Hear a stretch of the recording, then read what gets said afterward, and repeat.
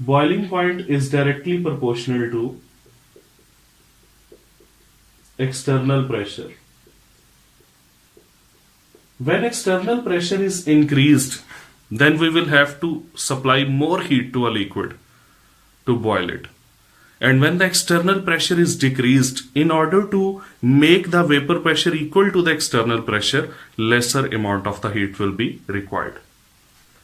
We can make any liquid boil at any desired temperature by adjusting this external pressure. Now the example of the boiling point's relation with the external pressure, the first one is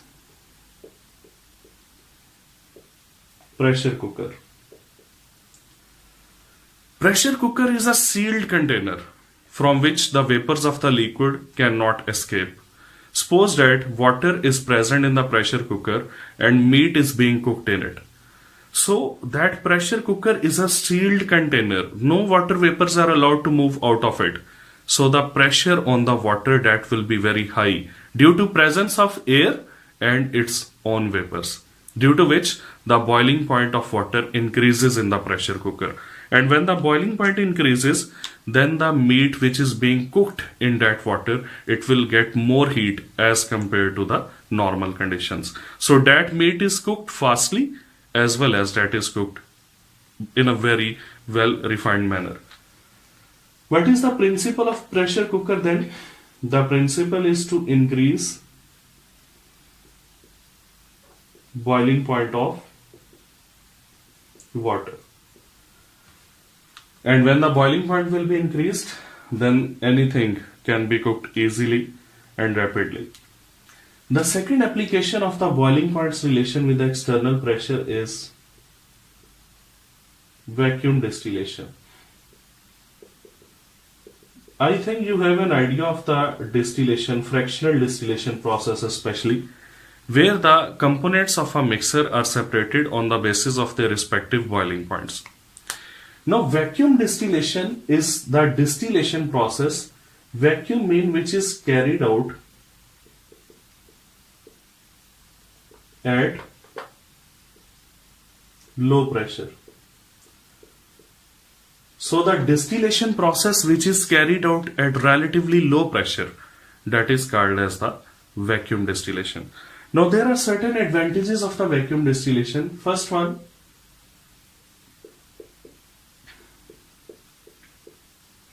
it requires lesser time as compared to the normal distillation because the boiling point of the liquid is decreased when the external pressure is low, so it will start boiling shortly after short duration of time.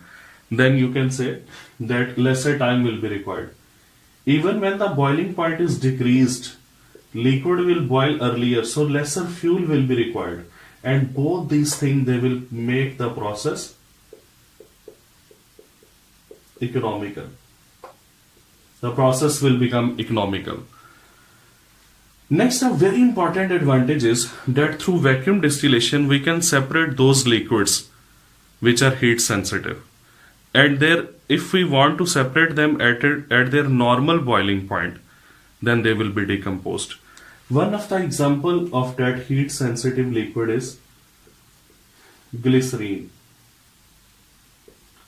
Now glycerine has boiling point 290 degrees C at 760 torr. But the problem is that it can decompose if you will try to separate it at 290 degrees C.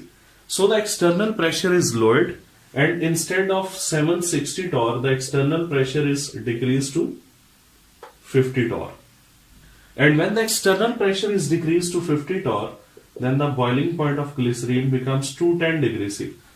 And at 210 degrees C, it can be easily separated without being decomposed. So these are overall advantages of the vacuum distillation. And this was the first factor which affects the boiling point of the liquid, that is the external pressure.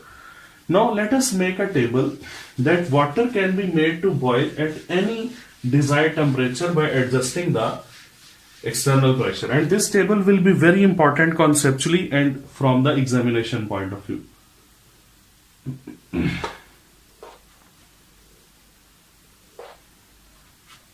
Here we will write down the area, external pressure, boiling point of water, and vapor pressure of water.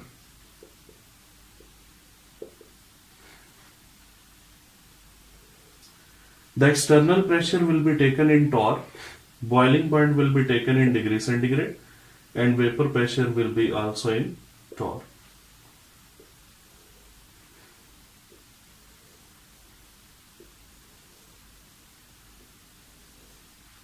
Suppose that area is at high altitude, mean above sea level, where the external pressure is 1489 torr. At this external pressure, the water will boil at 120 degrees C.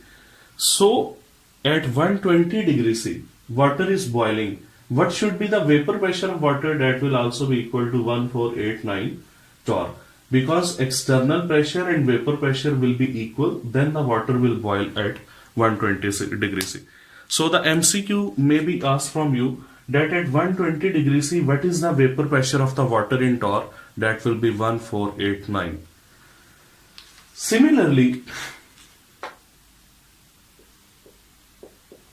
at sea level, external pressure is 760 torr, water boils at 100 degrees C, and at this 100 degrees C, the own vapor pressure of water is also 760 torr. Similarly, at Mount Everest, the external pressure is almost 323.7 torr, and the boiling point of water is 69 degrees C, and at 69 degrees C, the vapor pressure of water is also 323.7 torr. Now,